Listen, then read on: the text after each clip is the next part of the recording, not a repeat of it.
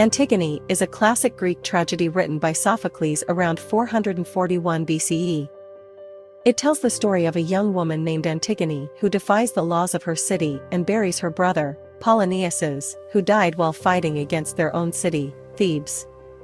The play explores themes of morality, justice, loyalty, and the conflict between divine and human laws. The play is set in Thebes, a city torn apart by a civil war between two brothers, Sophocles and Polonius, who both claim the throne. Sophocles ultimately becomes king but dies defending the city against his brother's attack. As a result, Creon, the new king and Sophocles' uncle, decrees that Sophocles will be given a proper burial and honored as a hero, while Polonius will be left to rot on the battlefield and his body will be denied proper burial rites. This decree is a clear indication of Creon's desire to assert his authority and maintain order in the city, but it also reflects his lack of compassion and disregard for the will of the gods. Antigone, the sister of Polonius and Sophocles, is devastated by her brother's fate and is determined to bury him properly, despite the consequences. She believes that the gods' laws supersede the laws of man and that it is her duty to honor her brother's memory. Her sister, Ismene, initially refuses to help Antigone, fearing the punishment that they will both face if they are caught, but Antigone persists and performs the burial rites on her own. When Creon learns of the burial, he is outraged and orders that Antigone be captured and punished for defying his decree. He is adamant that his word should be law, and he sees Antigone's actions as a direct challenge to his authority.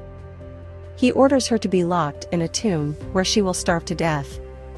The punishment is harsh, but Creon believes that it is necessary to deter others from breaking the law and causing chaos in the city. Meanwhile, Haman, Creon's son, is in love with Antigone and is torn between his loyalty to his father and his love for Antigone. He tries to reason with Creon and persuade him to show mercy to Antigone, but Creon refuses to listen and becomes even more stubborn and defiant. He accuses Haman of being weak and influenced by Antigone's feminine wiles, which further strains their relationship.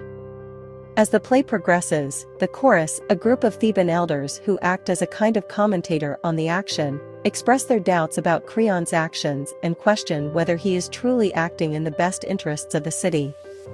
They also highlight the role of fate and the gods in determining the outcome of events, and they warn Creon that his actions will have dire consequences. Eventually, Creon relents and agrees to release Antigone, but it is too late. She has already taken her own life in the tomb, and Haman, upon discovering her body, also kills himself. Creon's wife, Eurydice, upon learning of her son's death, also takes her own life, leaving Creon alone and grief-stricken. The play ends with Creon realizing the error of his ways and acknowledging the power of fate and the gods. He is left to suffer the consequences of his pride and hubris, and the city is left in a state of mourning and despair. Antigone is a powerful play that explores timeless themes of morality, justice, and the conflict between divine and human laws. Sophocles uses vivid imagery and poetic language to create a sense of tension. We hope you are enjoying the content on the Library channel. Our team is dedicated to bringing you the best book summary, recommendations, and literary discussions on YouTube. If you are finding our content helpful, we would greatly appreciate it if you could take a moment to like this video, leave a comment with your thoughts or suggestions, and subscribe to our channel. This will help us grow and continue to provide you with more great content in the future. Thank you for your support and happy reading.